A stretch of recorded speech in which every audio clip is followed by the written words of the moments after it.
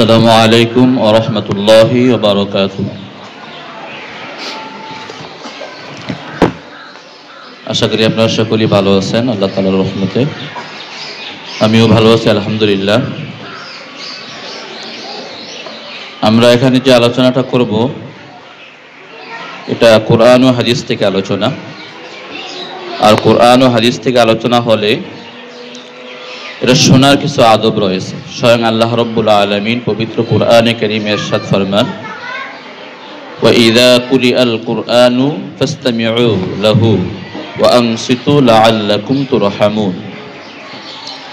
যখন তোমাদের সম্মুখে কোরআন তেলাওয়াত করা হয়, কোরআনের আলোচনা করা হয়, হাদিসের আলোচনা করা হয়, ফাসতামিউ, তোমরা সেটা মনোযোগ সহকারে শ্রবণ করো।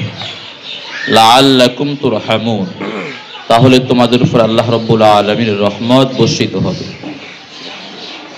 এই জন্য আমরা যে সময়টা আলোচনা করব আপনারা শুনবেন। আলোচনাটা করার জন্যই করা নয়, শোনার জন্যই শোনা নয়। এটা আপনাকে আমাকে আগে নিয়ত করতে হবে যে কোরআন ও হাদিস থেকে যেটুকুই আমি শুনি, যাই আমি শুনি, সেটা আমলের নিয়তে শুনতে হবে। যদি এরকম না হয় তাহলে আপনার আমার এই সময়টা যে দিচ্ছি সম্পূর্ণ বেকার হয়ে যাবে। এই জন্য সবার আগে নিয়তকে ঠিক করে নেই যে যাই শুনি কোরআন হাদিস থেকে এটার জন্য আমি আমল করতে পারি বা আমার বাচ্চার জীবনে সেটাকে আমি অ্যাপ্লাই করতে পারি, এরকম চিন্তা ভাবনা থেকে আমরা শুনব। আরেকটা বিষয় হলো, আপনাদের সম্মুখে উপস্থিত হতে পেরে আমি নিজেকে ধন্য মনে করি। কারণ মা বোনদের এরকম মজলিস খুব সহজে পাওয়া যায় না। মাহফিল হয়, অধিকাংশ মাহফিলই পুরুষদের জন্যই আসলে হয়ে থাকে। খুব কম মাহফিলে মা বোনদের আলোচনা শোনার ব্যবস্থা করা হয়। তো আমার সামর্থ্য ছিল না যে আপনাদেরকে একত্রিত করার। শামসুল হক মডেল মাদ্রাসা আপনাদেরকে একত্রিত করেছি বিদায় আমি আল্লাহর রসুলের কিছু কথা আপনাদের সামনে তুলে ধরতে পারতেছি। এই জন্য আমি নিজেকে ধন্য মনে করতেছি। এটাকে আমি আমার সুবর্ণ সুযোগ মনে করতেছি। তো যে বিষয়টা নিয়ে আলোচনা করতে চাচ্ছি সেটা হলো, আল্লাহ রাব্বুল আলামিন কোরআনে কারীমে ইরশাদ ফরমান, ইয়া আইয়ুহাল্লাযীনা আমানু কু আনফুসাকুম ওয়া আহলিকুম নার। হে ঈমানদারেরা, তোমরা নিজেদেরকেও জাহান্নাম থেকে বাঁচাও এবং তোমাদের পরিবার পরিজন সন্তানাদি যারা রয়েছে তাদেরকেও জাহান্নামের আগুন থেকে বাঁচাও। এটা সরাসরি কোরআনে কারীমের নির্দেশ, আমাদের মহান রব আল্লাহ রাব্বুল আলামিনের নির্দেশ। আমাকে যেরকম জাহান্নাম থেকে রক্ষা করতে হবে, আমার সন্তানকে রক্ষা করা আমার দায়িত্ব এবং কর্তব্য। আমার পরিবারের সদস্য যারা রয়েছে তাদেরকে রক্ষা করাও আমার দায়িত্ব এবং কর্তব্য। এখন চিন্তার বিষয় হলো, এই ক্ষণস্থায়ী এই জীবনে আমার সন্তান যেন বিপদে না পড়ে, সমস্যায় না পড়ে, তার জীবন যেন সুন্দর হয়, সাবলীল হয়, সুখ স্বাচ্ছন্দ্যময় হয়। এটার জন্য প্রত্যেক বাবা মা তার জীবনের সর্বোচ্চ কুরবানি, সর্বোচ্চ ত্যাগ দিতে প্রস্তুত থাকে। প্রত্যেক বাবা মাই সন্তানের ভবিষ্যৎ চিন্তা করে ব্যাংক ব্যালেন্স, বিমা, এটা সেটা, বাড়ি, যা কিছু প্রয়োজন সব কিছু করেন যাতে আমার সন্তান বিপদের মধ্যে না পড়ে, সমস্যার মধ্যে না পড়ে, কষ্টের মধ্যে পতিত না হয়। এই চিন্তায় প্রত্যেকটা বাবা মা একই অবস্থা, যার যেরকম সামর্থ্য আছে সেই সামর্থ্য অনুযায়ী প্রত্যেকেই চেষ্টা করে যে আমার সন্তান যাতে কোনো সমস্যার সম্মুখীন না হয়, কোনো কষ্টের সম্মুখীন না হয়। আমি নিজে কষ্ট পাই কিন্তু আমার সন্তান যেন কষ্ট না পায়, এটাই হলো বাবা মা। তো প্রত্যেক বাবা মা যেহেতু এই চিন্তা করে এই ক্ষণস্থায়ী দুনিয়ার জন্য, যেখানে আপনি আমি একটা নির্দিষ্ট সময় পর্যন্ত থাকবো, তারপরে আর থাকতে পারবো না ইচ্ছা করলেও। তো এতটুকু সময়ের জন্য যদি আপনি আমি বাবা মা হিসাবে সন্তানের জন্য এত ভাবনা, এত চিন্তা করি, এত ফিকির করি, এত ব্যবস্থা করি যাতে আমার সন্তান ভালো থাকে, তাহলে সেই অনন্তকাল ব্যাপী যে পরকাল আমাদের সামনে রয়েছে, সেই মহা অসীম সময়ের জন্য আপনি আমি আপনার আমার সন্তানের জন্য কতটুকু চিন্তা ফিকির করি, কতটুকু প্রস্তুতি গ্রহণ করি। দুনিয়ার তুলনায় সেটার 10 ভাগের 1 ভাগ পরিমাণও কি হয় কিনা।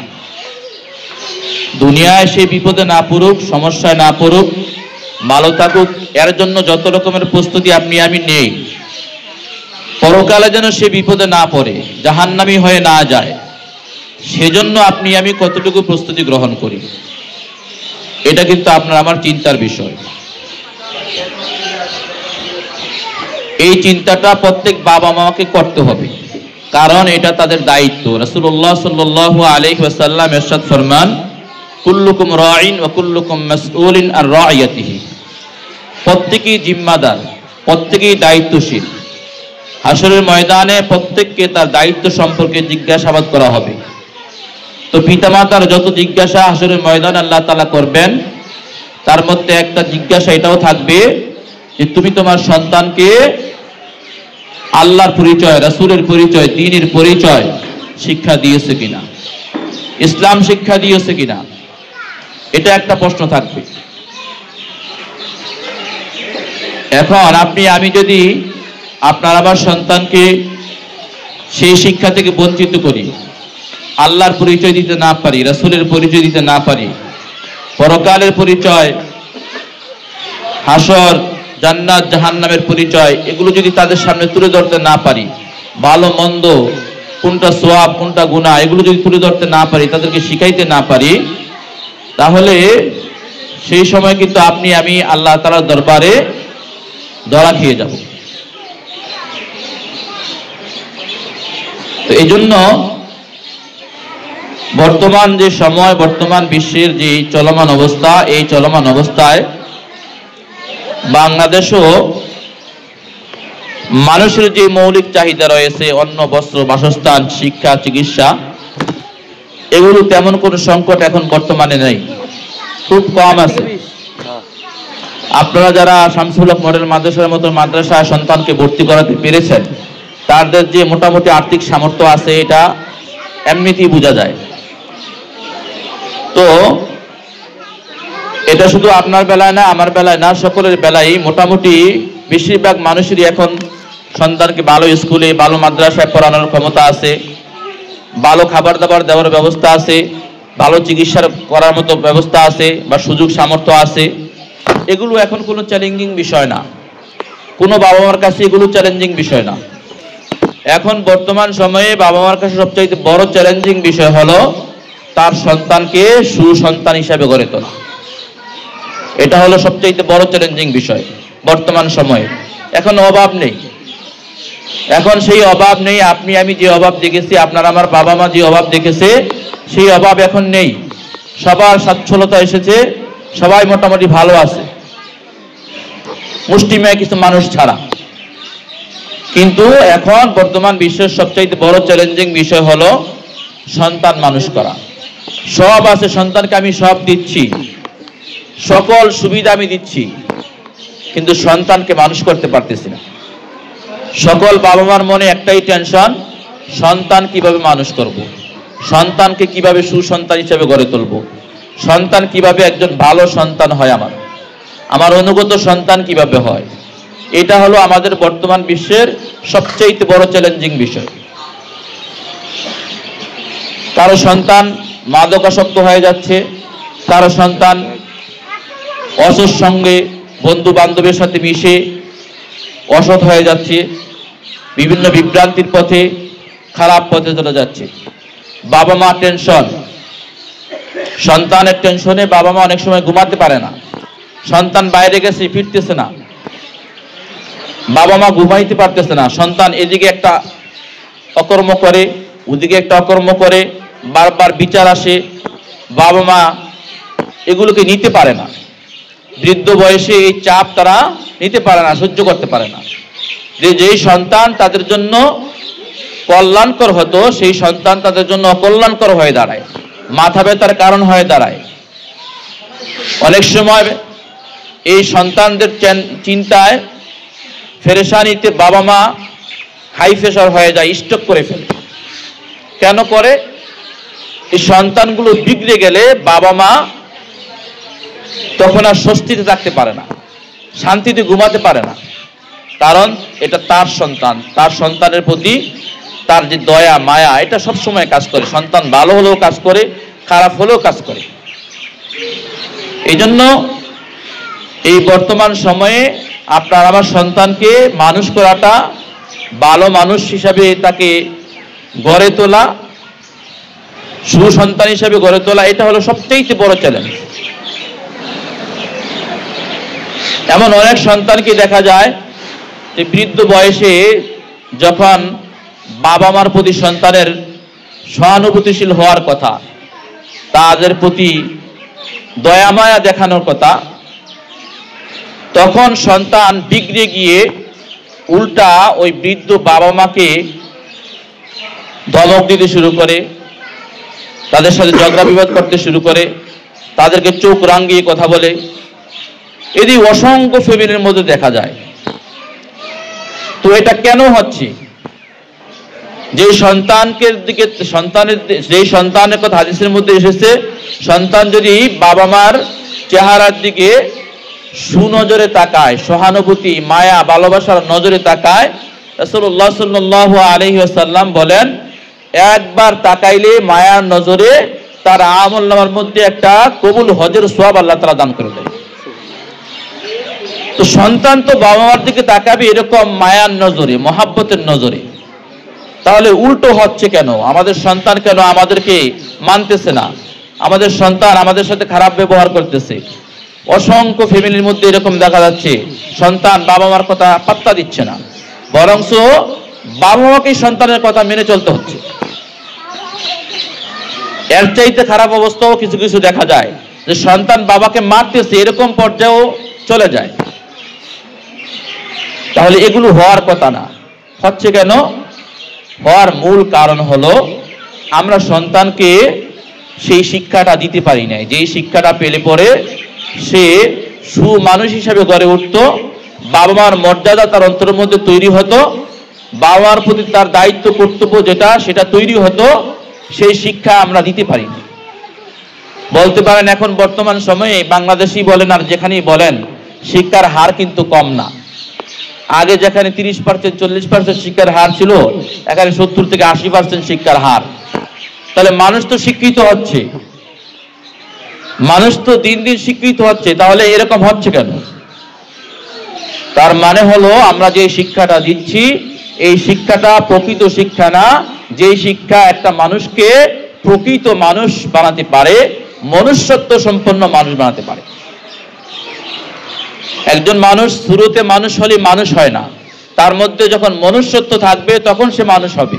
নয়তো আবু জেহেল আর মুহাম্মদ সাল্লাল্লাহু আলাইহি ওয়াসাল্লামের মধ্যে কোনোই পার্থক্য ছিল না, শুরুতের মধ্যে কোনো পার্থক্য ছিল না। আবু জেহেলও দেখতে মানুষ, মুহাম্মদ সাল্লাল্লাহু আলাইহি ওয়াসাল্লামও দেখতে সুরতান মানুষ। একজনের মধ্যে মনুষ্যত্ব ছিল, আরেকজনের মধ্যে ছিল পশুত্ব। এই জন্য সুরতান মানুষ হলে মানুষ হওয়া যায় না। মানুষের মধ্যে মনুষ্যত্ব তৈরি করতে হবে। যেই শিক্ষা একটা মানুষের মধ্যে মনুষ্যত্ব তৈরি করতে পারে, মানবতাবোধ তৈরি করতে পারে, সেটাই হলো প্রকৃত শিক্ষা। আর যেই শিক্ষা মনুষ্যত্ববোধ জাগাতে পারে না, মানবতাবোধ জাগাতে পারে না, সেই শিক্ষা সম্পূর্ণ ব্যর্থ শিক্ষা। এই জন্য আমরা যেই শিক্ষাটা এখন দিচ্ছি 70% 80% শিক্ষার হার দেখাচ্ছি, কিন্তু সন্তান বাবার কথা শুনে না। এর মানে হলো আমরা সেই শিক্ষা দিতে পারি নাই, যে শিক্ষা পেলে আপনার আমার সন্তান একজন ভালো মানুষ হিসেবে গড়ে উঠত। এখন বাংলাদেশের মধ্যে, আগে তো শুধু ইউরোপ কান্ট্রির মধ্যে শুনছি যে বৃদ্ধাশ্রম আছে, এখন বর্তমানে বাংলাদেশের আনাচে কানাচে বৃদ্ধাশ্রম গড়ে উঠতেছে। আগে থেকে আছে, এখন আরো বাড়তেছে। বৃদ্ধাশ্রমগুলো কাদের জন্য? আপনারা আমার জন্য। আমরা যখন বুড়ো বুড়ি হয়ে যাব, তখন আপনারা আমার সন্তান আপনাকে আমাকে ওই বৃদ্ধাশ্রমে রেখে আসবে। অসংখ্য বৃদ্ধাশ্রমের বাবা মারা যে সাক্ষাৎ দেয় টিভির মধ্যে, অনলাইন মিডিয়ার মধ্যে, তাদের কারো সন্তানই গরিব না। সবার সন্তান হয় ইউরোপ কান্ট্রিতে বসবাস করে, নাই তো পিএইচডি হোল্ডার, এলিট শ্রেণীর মানুষ সব। এদের সন্তান, এই উচ্চ শিক্ষিত সন্তানেরা তাদের বাবা মাকে বৃদ্ধাশ্রমে রেখে গেছে। তো ইসলামের মধ্যে কোনো বৃদ্ধাশ্রমের স্থান নেই। ইসলামের মধ্যে বাবা মার পদতলে সন্তানের জান্নাত রাখা হয়েছে। বাবা মার সেবার মাধ্যমে বাবা মাকে খুশি করে সন্তান জান্নাত কামাই করে নিবে, এটা হলো ইসলামের শিক্ষা। রাসূলুল্লাহ সাল্লাল্লাহু আলাইহি ওয়াসাল্লাম বলেন, হুমা জান্নাতুকা ওয়া নারুকা। সন্তানকে লক্ষ্য করে বলতেছেন, তোমার বাবা মাই তোমার জান্নাত, তোমার বাবা মাই তোমার জাহান্নাম। তুমি ইচ্ছে করলে বাবা মাকে খুশি করে জান্নাত কামাই করে নিতে পারো, আবার বাবা মার মনে কষ্ট দিয়ে তুমি জাহান্নামী হতে পারো। ইসলাম তো বৃদ্ধাশ্রমের শিক্ষা দেয় নাই, ইসলাম শিক্ষা দিয়েছে বাবা মার পদতলে সন্তানের জান্নাত, তুমি জান্নাত কামাই করবা বাবা মার খেদমত করে। কিন্তু এখন আমরা বৃদ্ধাশ্রমের দিকে যাচ্ছি।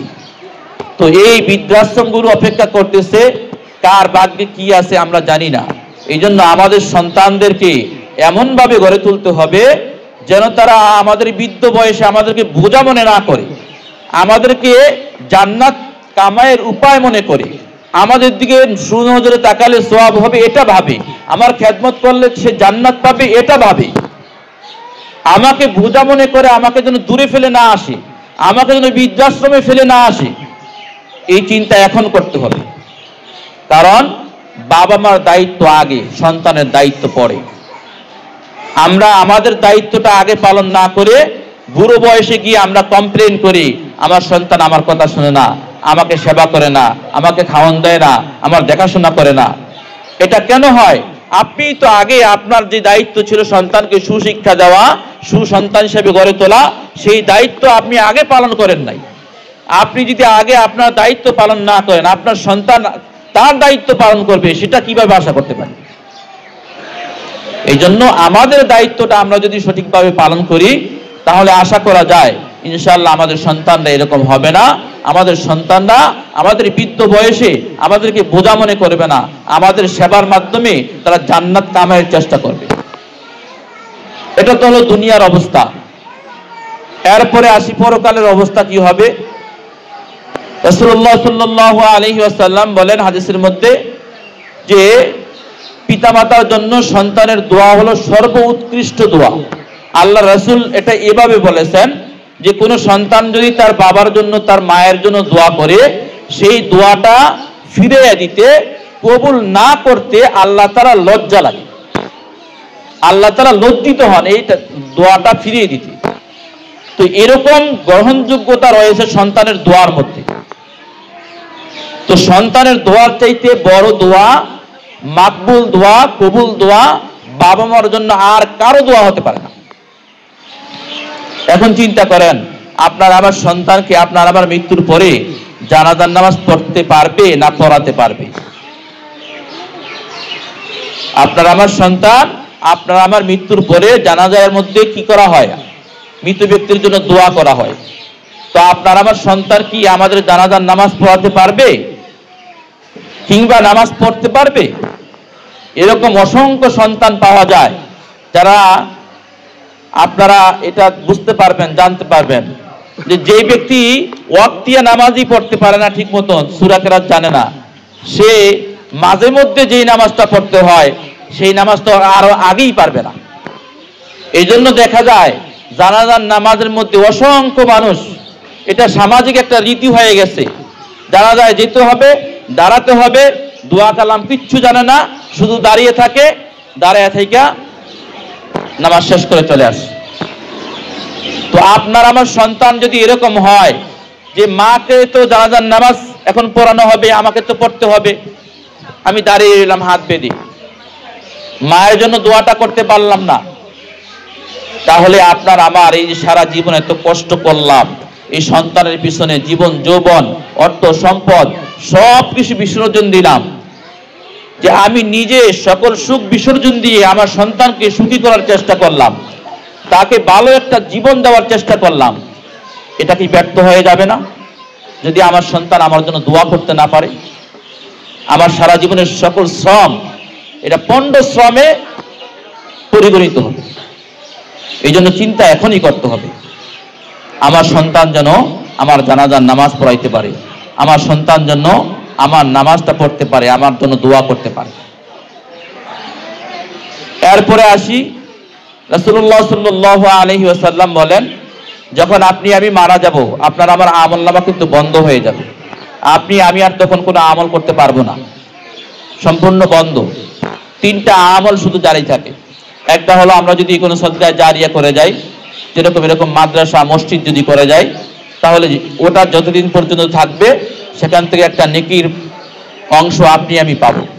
2 নম্বর হলো এমন জ্ঞান যেটা উপকারী জ্ঞান, যেই জ্ঞান আমি কাউকে শিখিয়ে দিয়ে গেছি, এটা চলমান রয়েছে দুনিয়ার মধ্যে, তো সেখান থেকে আমিও একটা অংশ, নেকির একটা অংশ পাবো।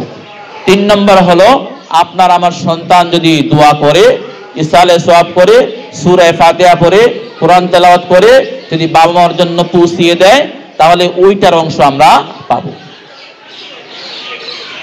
তো এখন আপনি আমি যদি নেক সন্তান রেখে যাই, তাহলে সন্তান দোয়া করবে, আপনার আমার জন্য কোরআন তেলাওয়াত করে আপনার আমার রূহে বকশিয়ে দিবে, এটা আশা করা যায়। কিন্তু যদি আর উল্টোটা হয়, এমন সন্তান পৃথিবীতে রেখে গেলাম যেই সন্তান দুনিয়ার মধ্যে অপকর্ম করে বেড়াচ্ছে, দুর্নীতি করে বেড়াচ্ছে, অন্যায় অপকর্ম করতেছে, গুনার কাজের মধ্যে লিপ্ত রয়েছে, তাহলে কি হবে? চিন্তার বিষয় হলো এখানে। উলামায়ে কেরাম বলেন, হাদিসের মধ্যে এসেছে যে কিছু বাবা মা এরকম থাকবে যারা অনেক নেকি নিয়ে গেছে, হাসরের ময়দানে অনেক নেকি নিয়ে গেছে, জান্নাতি হওয়ার কথা, কিন্তু এরকম কিছু খারাপ সন্তান দুনিয়াতে রেখে গেছে যারা দুনিয়ার মধ্যে অপকর্ম করতেছে, যাদেরকে বাবা মা দিন শিখায় নাই, ইসলাম শিখায় নাই, ভালো মন্দ শিখায় নাই, না শিখানোর ফলে তারা দুনিয়ার মধ্যে আকাম কুকাম করতেছে। তো এই আকাম কুকাম, এই গুনাহের একটা অংশ প্রত্যেক বাবা মা পাবে, প্রত্যেক বাবা মা পাবে। তো এই সন্তানদের পাপ তার আমলনামার মধ্যে জমা হতে হতে হতে হতে হতে হতে একটা সময় তার পাপের পাল্লা ভারী হয়ে যাবে আর নেকির পাল্লা হালকা হয়ে যাবে, সে তার সন্তানের পাপ নিয়ে জাহান্নামী হয়ে যাবে। এবার চিন্তা করেন কত কঠিন বিষয়। আবার এরকমও হতে পারে যে হয়তো বা আমি সওয়াব কম নিয়ে গিয়েছি, গুনাহ বেশি নিয়ে গিয়েছি কবরে, কিন্তু আমি 2-3টা সন্তান রেখে গেছি দুনিয়ার মধ্যে যারা ভালো নেককার, ভালো কাজ করে, তাদের আমলনামা থেকে যে সওয়াবগুলো তারা করবে, এই সওয়াবগুলো আপনার আমার নেকির পাল্লার মধ্যে, নেক আমলের মধ্যে জমা হইতে থাকবে, জমা হইতে থাকবে, জমা হইতে থাকবে।